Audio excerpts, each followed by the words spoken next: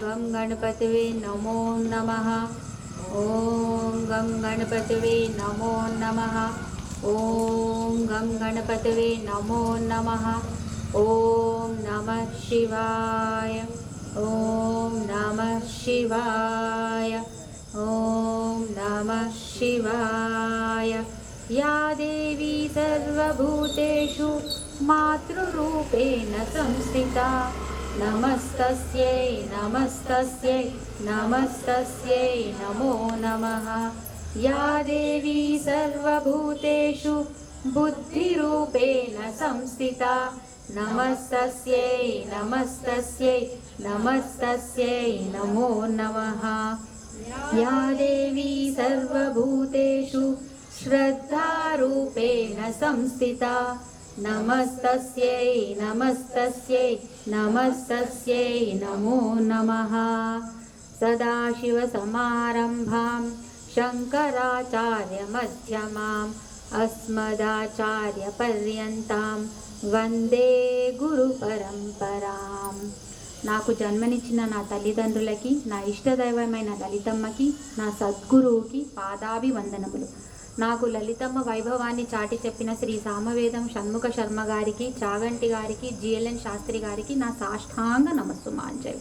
ప్రభావతి ప్రభారూప ప్రసిద్ధ పరమేశ్వరి, ఇది ఒక గుత్తి.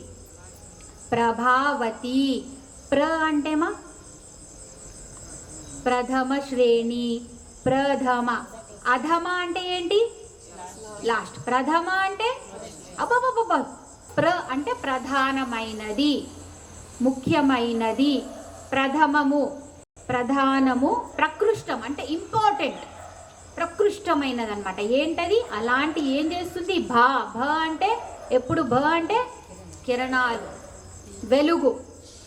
సో అలాంటి ప్రథమ వెలుగులు, ప్రకృష్టమైన వెలుగులు అనేవి అమ్మవారు ఇస్తోంది. కలిగినది. వతి అంటే కలిగినది. కళావతి, గర్భవతి, కలిగినది. సరేనా? సో అమ్మవారికి అలాంటి కిరణాలు ఉంటాయి. ఎంత మంచి మాట అన్నారంటే, అమ్మ అంట వెలుగుల ముద్ద అంట. ఒక్కసారి ఊహించుకోండి, ఎప్పుడైనా చపాతీ పిండి చేశారా? చపాతీ పిండి ఒక ముద్ద, ఇంత కూడా హోల్ ఉండదు, గ్యాప్ ఉండదు. అమ్మ అంట అలా ఒక వెలుగుల ముద్ద అంట.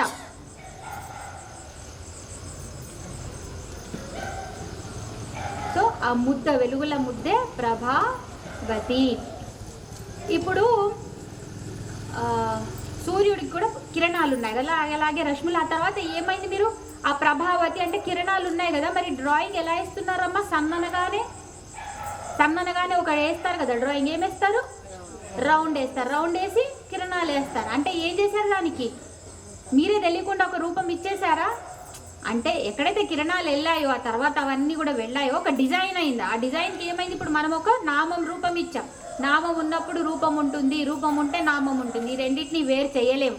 ఇప్పుడు నేను ఒక పేరు చెప్పాను అనుకోండి, మీరు వెంటనే వాళ్ళ రూపం గుర్తొస్తుంది. నేను రూపం చెప్పాను అనుకోండి, ఆయన కదా, నాకు తెలుసు. సో ఇవి అందుకే ఏం చేస్తారు? 5 వేళ్ళు మీరేమైనా ఓంకారమైనా లేకపోతే ఏదైనా ముద్ర పట్టినప్పుడు ఏం ముద్ర ఇది? చిన్ముద్ర. ఏమవుతుంది? నామరూపాత్మకమైన జగత్తు శూన్యం, 0 అయిపోయింది. ఇప్పుడు మీకు నామం లేదు, రూపం లేదు. అప్పుడు మీరేమైపోయారు? సచ్చిదానందం, సచ్చిదానందం. సో దీన్ని మూసే అర్థమే ఇదన్నమాట. ఈ ముద్రకి ఇంపార్టెన్స్ అది. సో ఇలాంటి ప్రభావతి మనలో ఎక్కడుంది? అమ్మవారు సుషుమ్న. సుషుమ్న ఏది? సుషుమ్న నాడి. ఎటువైపు? ఎటువైపు? ఇడా నాడి. 3 నాళ్ళు ఇంపార్టెంట్. అంటే 3 కరెంటు వైర్లు అని చెప్పానా? అలా ఇడా నాడి ఏది? Left side. అందరు ఇడా లెఫ్ట్ సైడ్ అనండి. ఎడమ వైపు ఇడా లెఫ్ట్. మనమంతా ఆడవాళ్ళం, మనదంతా ఇడా నాడి లెఫ్ట్.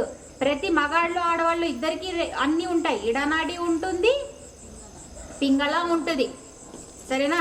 మధ్యలో ఉండే సుషుమ్న ఇంకా మనది యాక్టివేటే ఉంటుంది. మన సన్న తీగ అనమాట. అది డిఎన్ఏ తెలుసా? యాక్చువల్లీ డిఎన్ఏ కూడా అదే నడుస్తుంది. ఇలా ఉంటుంది, ఆ కాయిల్ చుట్టూ తిరుగుతుంది 2 కాయిల్స్. మన డాక్టర్ డిగ్రీకి కూడా 2 తిప్పుతారు, అన్నీ అవే. చుట్టూ 2 చుట్లు తిరుగుతున్నాయి ఒక తీగ, కనిపి అని ఒక నాడి, సుషుమ్నా నాడి. సో అమ్మవారు ఆ సుషుమ్నా అగ్ని స్వరూపిణి. సరేనా? ఇప్పుడు అమ్మవారికి ఒక రూపం ఇచ్చాం, అదే ప్రభా రూప. అంతే కదా. ఇప్పుడు మీరు కొత్త డిజైన్ వేసారనుకో, దానికి వెంటనే ఒక పేరు ఇస్తారా, ఇవ్వరా? అలా అమ్మవారికి ఇప్పుడు రూపం ఇచ్చాం కాబట్టి ప్రభా రూప అయింది. సరేనా? మన శరీరం దేంతో చేసిందమ్మా? పంచభూతాలు. అదే దేవతల శరీరము, లేకపోతే ఎవరైతే సాధన చేస్తారు కదా వాళ్ళవి ఏమవుతుంది తెలుసా? మంత్రం వల్ల ఒంట్లో అదంతా తేజోమయం అయిపోతుంది. రాఘవనారాయణ శాస్త్రి గారని బాలా త్రిపుర సుందరి నడుస్తుంది వాళ్ళ ఇంట్లో, వచ్చి కూర్చుంటుంది. సో చాలా సాధకులు ఆయన. ఏముండదు కానీ ఏం లేకపోతే సమర్పించుకోవడానికి అమ్మవారికి ఓన్లీ నీళ్ళు సమర్పించుకొని 27 సార్లు చెప్పారు లలితమ్మ. అంటే ఆయన దేహం వదులుతున్నప్పుడు సూక్ష్మదేహం కూడా తేజోమయమని కనిపించింది. ఆ సూక్ష్మదేహం, మన దేహాలు పోతే అంతే, మళ్ళీ ఆ దేహం ఈ దేహం కనిపించడం అంటూ ఉండదు.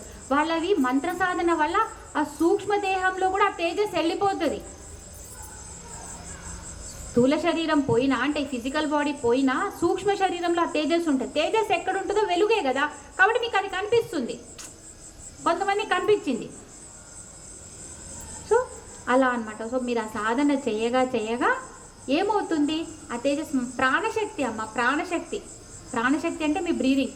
అది బ్రెత్ ఎలాంటిదంటే స్పాంజ్. ఇంట్లో ఎంతమంది ఇంట్లో స్పాంజ్ ఉంది? పోనీ జీవితంలో ఒక్కసారి స్పాంజ్ వాడారా? ఎవరైనా స్పాంజ్ వాడారా? ఇప్పుడు పాలు పడ్డాయి, స్పాంజ్తో తుడిచారు, ఏమవుతుంది? స్పాంజ్ అంతా పాలు. నీళ్లు పడ్డాయి, స్పాంజ్ అంతా ఏమైంది? నీళ్లు. అలాగే మన దేహం కూడా ప్రాణం, ఈ ప్రాణశక్తితో ఏది పీల్చుకుంటే మీ మాంసం, రక్తం, మజ్జం, మేధం అన్నిట్లో మీ సప్త ధాతువుల్లోకి అదే వెళ్తుంది. బూతులు మాట్లాడారా? రోజు తిన్నారా? మీరు ఏం చేయండి, ఆహారం ప్రత్యాహారం. ఆహారం అంటే మీరు తినేవి, ఎందుకంటే ఇదే మీకు వెళ్తుంది, మీ మేధస్సు 7వ వంతు అటు వెళ్తుంది. ఇంకొకటి ప్రత్యాహారం. ఆహారం అంటే సరే చేత్తో తినేది. ప్రత్యాహారం ఏంటి? అష్టాంగ యోగాలో ఇదొకటి. ప్రత్యాహారం అంటే మీకు 5 సెన్సెస్ ఉంటాయా? కళ్ళు, చెవులు, ముక్కు, నోరు, చర్మం, ఇవన్నీ లోపల వైపుకి తిప్పేయాలి. అలా తిప్పినప్పుడు అంటే వీటితో కూడా తినడం ఆపేసేయాలి. అంటే టీవీ చూడడం ఆపేసేయాలి. కళ్ళలో మూసేసుకోండి. సరేనా? చెవులు వింటే మంచివి వినండి, లేకపోతే అవి కూడా మూసేసుకోండి. దీని రుచి అయితే చెప్పవద్దు కదా. వస్తుంది రోజుకి 3-4 సార్లు లోపలేసినా ఇది అస్సలు దీనికి ఆనందమే ఉండదు, ఇంకా కావాలి. ఇక్కడ నుంచి కంట్రోల్లో ఉండాలి. ఇది స్పర్శ. మనిషి స్పర్శ కోసం ఆకర్షితుడవుతూ ఉంటాడు. అది బట్టల విషయంలో, వేరే విషయాల్లో ఏదైనా అవ్వచ్చు. అక్కడ కూడా కంట్రోల్. ఇలా ఉన్నప్పుడు ఆ అమ్మ ప్రాణశక్తి తేజోమయం అవుతుంది. అప్పుడు మీకు ఇవన్నీ మీరే ప్రభలవుతారనమాట. మీ రూపమే ప్రభారూప అయిపోతుంది. సరేనా? ఇలా అయిన తర్వాత మీరు ఏమవుతారు? ప్రసిద్ధ అంటే అంటే మళ్ళీ ప్రప్రదం, ప్రకృష్టమైన, ఫేమస్. సిద్ధి అంటే ప్రసిద్ధ. సిద్ధులు అంటే అష్టసిద్ధులు, అష్టసిద్ధి నవనిధికే దాత అంటాం కదా. సిద్ధులు అంటే ఏంటి? సిద్ధి అంటే బేసికలీ 2 పరిస్థితులు ఉంటాయమ్మా. ఒకటి సాధ్య, ఒకటి సిద్ధి. సిద్ధి అంటే మీరు ఎలా అయితే అన్నారో జ్ఞానం అని, దాన్ని పెట్టాలి, వాడగలగాలి. అది వాడగలిగినప్పుడు సిద్ధి. ఇప్పుడు మనందరిలో సిద్ధులు ఉన్నాయి, కానీ ఏ రూపంలో ఉన్నాయి? సాధ్య రూపంలో. ఇప్పుడు మనకి గురువు వచ్చాడు, అమ్మా నువ్వు ఈ మంత్రం చేయి, నీకు ఈ సిద్ధి వస్తుంది, నీకు అనిమా సిద్ధి, గరిమా సిద్ధి, నీకు ఏదైనా సిద్ధి వస్తుంది. అప్పుడు నువ్వు ఎప్పుడైతే ఈ సిద్ధిని వాడతావో, దాని ఫలితం నీకు కనిపిస్తుందో అప్పుడు అది సిద్ధి. అప్పుడు దాని పేరు సిద్ధి అవుతుంది. కనిపించనంత వరకు ఉంది, కానీ వాడుకోలేదు, కనిపించట్లేదు, అప్పుడు అది సాధ్య. సో అమ్మవారు ప్రసిద్ధ. అమ్మ కనిపిస్తుంది కదా, అమ్మ చేసేవందరికీ కనిపిస్తుంది కాబట్టి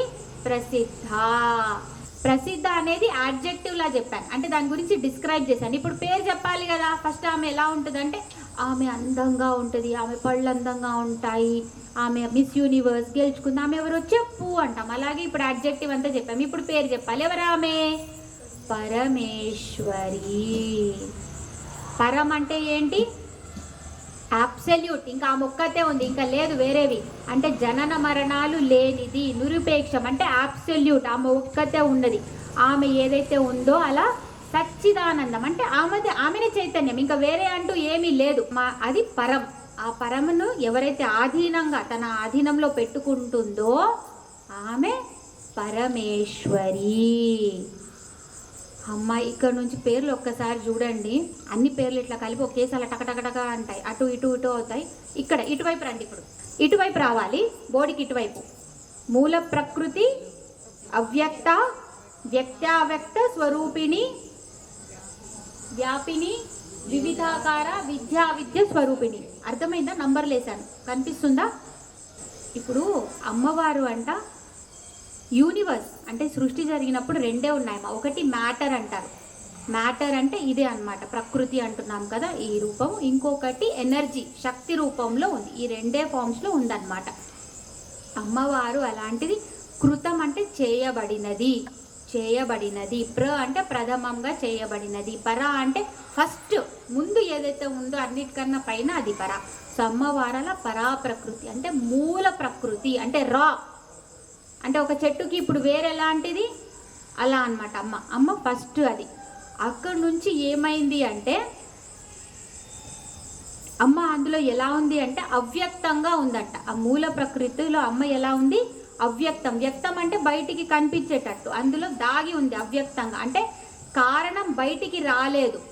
దేనికోసం అయితే బయటికి అంటే ఇంకా మొత్తం పని ఇప్పుడు చపాతీ పిండి ఉందా? చపాతీ పిండి, ఓకే, చపాతీ పిండి మూల ప్రకృతి, ఓకే. చపాతీ పిండి నుంచి మీరు ఇంకా చపాతీలు చేయలేదు, వ్యక్తం అవ్వలే చపాతీలు. ఆ పిండిలోంచి ఏ చపాతీ అవుతుందో, ఎలాంటి చపాతీ అవుతుందో ఏం తెలియదు.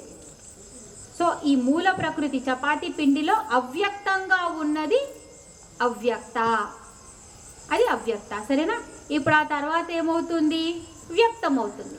వ్యక్త స్వరూపిణి. ఇప్పుడు ఇందులోనే ఇద్దరు వచ్చేసారు. ఎవరు?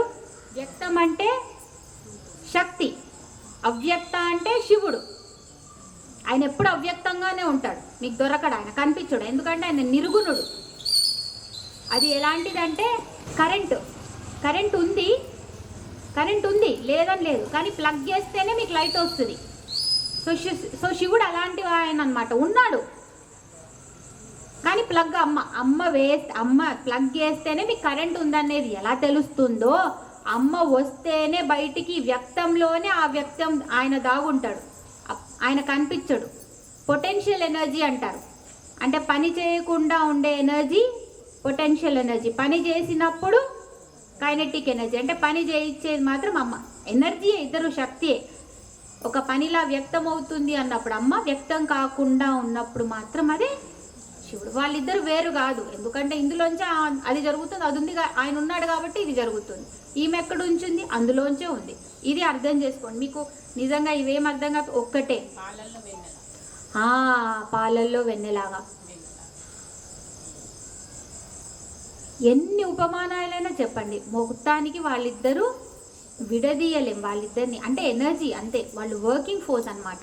మీరు కెమిస్ట్రీ చదవండి, ఫిజిక్స్ చదవండి, ఆస్ట్రాలజీ చదవండి, మీరు రైతు బిడ్డ అవ్వండి, మీరు ఏదైనా కానీ చివరికి మీరు ఏ పని అయితే చేస్తున్నారో, లేకపోతే ఏ విద్యలో అయితే చదువుతున్నారో, మీకు మ్యాథ్స్లో కూడా దైవం కనిపిస్తుంది. 0 అంటే శివుడు, 1 నుంచి 9 వరకు మొత్తం యూనివర్స్ అంతా అమ్మ. అందుకే 9ని 0తో మల్టిప్లై చేయండి, ఏమవుతుంది? 0. ఎంత పెద్ద అంకెైనా తీయండి, 1 × 0, 2 × 0, 3 × 0, లాస్ట్కి ఏమైంది? 0. అంటే నిర్గుణుడు, శివుల్లో కలిసిపోయారు. యాడ్ చేయండి, 9 + 1 10. 9 ఏమవుతుంది తెలుసా? 9కి విలువ ఉండదు. దేంతో మీరు యాడ్ చేయండి, ఆ 9కి విలువ ఉండదు. ఆ నంబర్ ఏదైతే యాడ్ చేసినా అదే మిగిలిపోయి ఉంటుంది. కావాలంటే ఇంటికి వెళ్ళి ట్రై చేయండి, ఉండదు అనమాట, ఉనికి ఉండదు 9కి. చూడండి, యాడ్ చేయండి. సో ఆ 1 నుంచి 9 ఎవరు? అమ్మవారు. ఆ 0 ఎవరు? మ్యాథ్స్ కూడా అదే చెప్తోంది, దానికి మించి లేదు. ఎక్కడైనా పట్టండి, రైతు బిడ్డ కూడా ఇదే చెప్తున్నాడు. మూల ప్రకృతి అవ్యక్త వ్యక్తావ్యక్త స్వరూపిణి. లోపల ఉండి విత్తనం లాగా బయటికి రాలేదు, అవ్యక్తం బయటికి వచ్చింది. వచ్చిన తర్వాత అదే అన్నం పెడుతుంది, అదే అతనికి పొట్ట నింపుతుంది, డబ్బు ఇస్తుంది. అర్థం అక్కడి నుంచే వస్తుందన్నమాట. ఇప్పుడు బ్రహ్మ సృష్టికర్త ఎవరు? బ్రహ్మ. ఆయనేమో సృష్టి చేయాలి. కానీ ఆయనకు సృష్టి చేయాలంటే దీన్ని ఎట్లా ముందుకు తీసుకెళ్లాలో తెలియట్లేదు. చెప్పాను కదా, పిల్లలు పుట్టారు ఆయనకి చాలామంది, కానీ ఎవరు ముందుకు రావట్లేదు సృష్టి చేయడానికి. సరే అని ఆయన ధ్యానం చేశాడు. ధ్యానం చేసినప్పుడు పరబ్రహ్మ వచ్చాడు, కానీ జ్యోతి రూపంలో వచ్చాడు. ఆ జ్యోతి రెండుగా కనిపించింది ఆయనకి, చీలిపోయినట్టు. ఇదేంటయ్యా